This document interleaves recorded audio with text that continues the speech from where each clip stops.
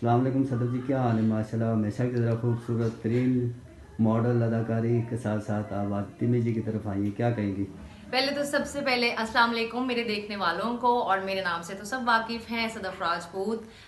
Acting करती हूँ और आज हम टिमी जी की तरफ आए हैं। मौला अली का जश्न है यहाँ पे और बहुत रौनक लगी हुई है माशाल्लाह माशाल्लाह। और टिमी जी के घर पर ही ये रौनक लगती है और मेरी दुआ है कि इसी तरह ये रौनक यहाँ पे लगती रहे और अल्लाह ताला उनको तौफीक दे। काम के सिलसिले में सुनाएं आजकल क्या मसरूफियत चल रही? काम के सिलसिले में आजकल एक नया प्रोजेक्ट मेरा है, ऑन सेट है।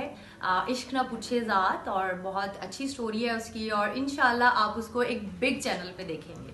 तो मॉडलिंग कैसी जा रही है? मॉडलिंग सो मॉडलिंग वाला मेरा शुरू से ही रहा है कि या तो फ्री टाइम में, क्योंकि मॉडलिंग का मुझे इतना कोई क्रेज नहीं है। एक्टिंग के हवाले से जो है मैं बहुत मतलब वो हूँ, मतलब मेरा पैशन है जो मॉडल एक्टिंग है, सॉरी। Thank you.